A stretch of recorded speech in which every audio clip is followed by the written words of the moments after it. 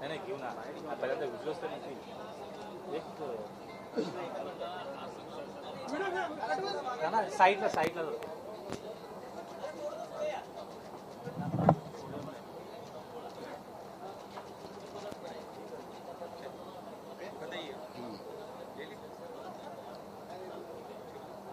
नाना, तुम्ही आज Epstein file आणि राहुल गांधीचं ट्विटचं जे आहे ते टी-शर्ट घालून आलेलं आहे, प्रिंट केलेलं आहे, काय नेमका मेसेज द्यायचा?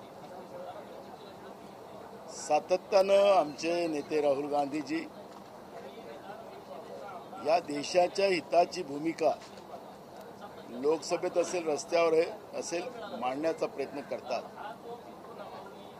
पण स्वयंभू विश्वगुरु नरेंद्र मोदीजींनी ज्या पद्धतीनं देशाला स्वतःच्या कॉम्प्रोमाइजमध्ये या देशाचा शेतकरी, या देशाचा सर्वसामान्य माणूस आणि देशच गहाण ठेवलेला आहे आणि त्या दृष्टिकोनातून आपण पाहिलं की एप्स्टीन फाईलच्या माध्यमातून ज्या पद्धतीनं अमेरिकेच्या राष्ट्राध्यक्षांनी आमच्या देशाच्या प्रधानमंत्री नरेंद्र मोदींना सांगितलं की 5 मिनिटात त्याचं पूर्ण राजकारण खराब करू शकतो अशी धमकी दिली, तरी आमच्या देशाचे प्रधानमंत्री शांत बसले.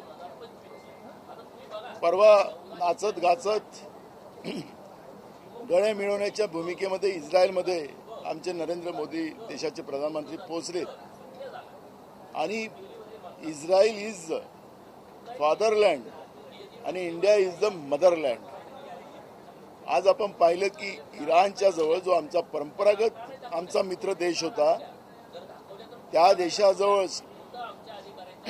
स्टेट ऑफ हार्मोनिस हे त्यांच्या कब्जात आहे. त्यांनी चायना आणि रशियाला त्या ठिकाणी मुभा दिली, पण भारताला त्याच्यामध्ये मुभा दिली नाही आणि त्याचे परिणाम आपण आज पाहतोय की आपल्या देशामध्ये गॅसचे परिणाम सर्वसामान्याला भोगावं लागलं. मुंबईसारख्या शहरामध्ये अर्ध्यापेक्षा जास्त हॉटेल बंद झालेत, लोकांचे रोजगार संपलेत आणि आता घरगुती गॅसमध्येही लोकांना लाईनमध्ये लागावं लागतं आहे. त्याच्यातही मोठ्या प्रमाणात ब्लॅक मार्केटिंग होत चाललेली आहे. सरकारच्या व्यवस्थेमध्ये सरकारचं व्यवस्थेवर कुठलाही दबाव नाही, व्यवस्थाही भ्रष्टाचारामध्ये गुंतलेली आहे, सरकारी भ्रष्टाचारामध्ये गुंतलेलं आहे आणि सर्वसामान्य लोकांना, मध्यमवर्गीयांना या कॉम्प्रोमाइज नरेंद्र मोदींचं जे कॉम्प्रोमाइज झालेलं आहे त्याच्यामध्ये सर्वसामान्य माणूस, गरीब माणूस तो बर्बाद झालेला आहे, शेतकरी बर्बाद झालेला आहे, असं चित्र आपण पाहतो आहे. आता नरेंद्र मोदींनी आपल्याला सांगितलं होतं की गटारमधून मी गॅस काढून दाखवतो आणि त्याच्यावर चहा मी केलेली आहे असं त्यांनी सांगितलं होतं. तर आता गटारमधलं गॅस देणार आहे का? आणि म्हणून ह्या सगळ्या परिस्थितीचं आमचे नेते राहुल गांधींनी जी काही भूमिका मांडली आणि त्यांनी जे काही ट्विट केलं होतं ते मी आज बन्यानीवर आणलेलं आहे आणि जे कॉम्प्रोमाइज आपल्या देशाचे प्रधानमंत्री कसे होतात त्याचंही मी या ठिकाणी आपली भूमिका मांडण्यासाठी आलेला.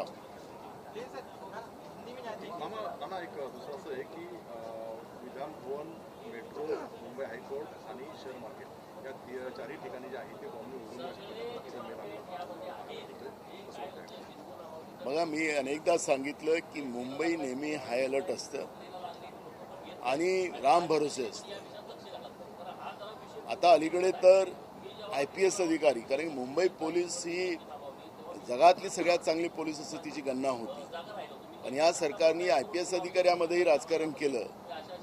जे काम जे यांची चमचेगिरी करणारे, यांच्या पेरोलवर राहणाऱ्या सरकारचे त्यांना मुख्य पदावर बसवलं आणि जे कार्यशील अधिकारी आहेत त्यांना साईड ट्रॅक केलं. त्याचे परिणाम असे झाले की मुंबई पोलिसांचं, महाराष्ट्राच्या पोलिसांचं जी हिंमत होती ती हिंमत आता संपलेली आहे.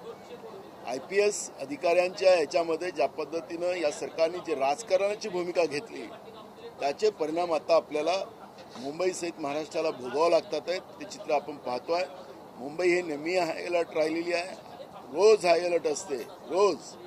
मी एकदा आढावा घेतला होता विधानसभा अध्यक्ष म्हणून, त्यावेळेस मला या सगळ्या गोष्टी कळलेल्या आहेत आणि म्हणून हे काही मुंबईसाठी काही नवीन आहे असं मी मान्य करत नाही.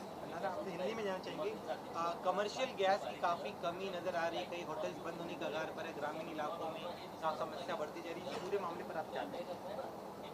देखो, हमारे नेता राहुल गांधी जी ने बार बार देश के हित के लिए पार्लियामेंट में हो और उस रास्ते पे हो अपनी भूमिका व्यक्त की। यही राहुल जी को पप्पू बोलते थे। अब पप्पू देश का कौन निकला, ये अब जो ईरान, इजराइल और अमेरिका के जो वार जो शुरू है उसमें अब अपने को समझ में आ गया देश की जनता को। आपने देखा होगा कि स्टेट ऑफ हार्मोनीज जो ईरान के कब्जे में है, ईरान ने रशिया और चीन को वहाँ से क्लियरिटी दी है, इसलिए रशिया और चीन को उसका कोई परिणाम नहीं। लेकिन हमारे देश के प्रधानमंत्री युद्ध के पहले दिन ये इजराइल जाते हैं, गले मिलते हैं, डांस करते हैं और इजराइल और हम अमेरिका के साथ ये भूमिका दिखाई। आज तक अपने हिंदुस्तान ने इतने साल में कभी भी इस तरह से किसी लड़ाई में अपना इन्वॉल्व नहीं किया, लेकिन हमारे देश के प्रधानमंत्री ने, मैं इजराइल के साथ हूँ, अमेरिका के साथ हूँ, इस तरह की भूमिका व्यक्त की और उसका परिणाम ऐसा हो गया कि आज जो ईरान हमारा कई सालों का हमारा दोस्त देश था, उसने हमारे देश के ही जो गैस हो, जो डीजल हो, पेट्रोल हो, ये सब व्यवस्था पे बैन कर दिया। और उसके वजह से आज पूरे महाराष्ट्र में हो या देश में हो डीजल की किल्लत हो गई। मुंबई शहर में थोड़े नहीं, आधे से ज़्यादा होटल बंद हो गए। महाराष्ट्र में पूरी परिस्थिति गंभीर हो चुकी है और सरकार हम देख रहे कर रहे हैं, हमारे पास कोटा है, यहाँ तक ही है, अब डीजल और पेट्रोल की भी किल्लतें शुरू हो चुकी है। और एक में जो भाजपा के प्रधानमंत्री नरेंद्र मोदी है, उनके स्वयंभू विश्व गुरु की जो भूमिका रही है और जिस तरह से देश को कॉम्प्रोमाइज में उन्हें इस्टीन फाइल के चक्कर में कॉम्प्रोमाइज जो किया, उसके परिणाम किसानों को और गरीब और मध्यम वर्ग को भुगतना पड़ रहा है।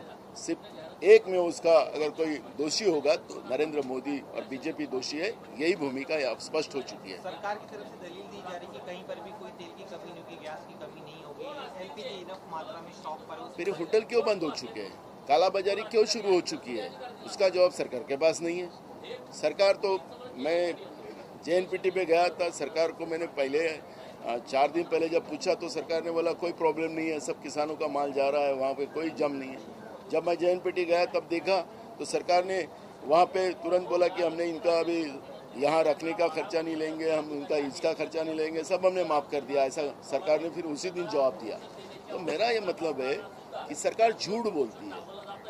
ऐसे समय में राजनीति का समय नहीं है, ये समय में जो लोगों में दहशत हो गई, ये कोरोना से भी भयानक परिस्थिति में अपन आने वाले हैं। मैं इशारा सरकार को करना चाहता हूँ, उस समय तो घर के अंदर अपन जी सक रहे थे, अब तो घर में भी जी नहीं सकोगे, तुम्हारे पास सब सुविधाएं तुम्हारी बंद हो जाएगी। तो ऐसे समय में सरकार ने राजनीति नहीं करते हुए हम सब हमारे पास बराबर ये दिखाने की जगह जो स्थिति है देश की जनता के सामने, राज्य की जनता के सामने सरकार ने रखना चाहिए, ये भूमिका हमारी है। लगातार मांग उठी थी सीएम की तरफ से, सदन को जानकारी दी, पूरे महाराष्ट्र को जानकारी दी जाए कि ग्रामीण इलाकों में खासतौर से तकलीफ ज़्यादा महसूस की जा रही है। सरकार की तरफ से एक बयान दिया जाए, इस तरह की मांग उठ रही है, उस पर आप क्या कहेंगे? सदन महाराष्ट्र का अवगत कराइए। महाराष्ट्र की ग्रामीण एरिया में भी बहुत भयानक परिस्थितियां हैं। एक तरफ बिजली नहीं है, एक तरफ डीजल पेट्रोल बंद हो जाएगा, गैस सिलेंडर बंद हो जाएगा और जो हमारे को जो घासलेट मिलता था, लेकिन गैस सिलेंडर लोगों के घर में जाने के बाद वो घासलेट भी बंद किया गया, तो अब लोग खाना काय पे पकाएंगे, ये सबसे बड़ा प्रॉब्लम आज हो गया है। और इसलिए इसके सब अगर दोषी कोई होगा तो बीजेपी और देश के प्रधानमंत्री नरेंद्र मोदी है और उन्हें देश के सामने माफ़ी मांगकर ये व्यवस्था को पूरे देश को साथ में लेके कैसे सुधारेंगे, इसके ऊपर उन्हें जाना चाहिए। ये राजनीति का समय नहीं, ये भूमिका हमारी है और कांग्रेस पार्टी देश के इस भयानक प्रसंग में हम सरकार के साथ खड़े होने के लिए भी हमारी भूमिका है। लेकिन सरकार जो आज भी अपने आप को विश्वगुरु समझकर देश की जनता को इस संकट में डाल रहे हैं, इसके लिए देश की जनता कभी भी इनको माफ़ नहीं करेंगे।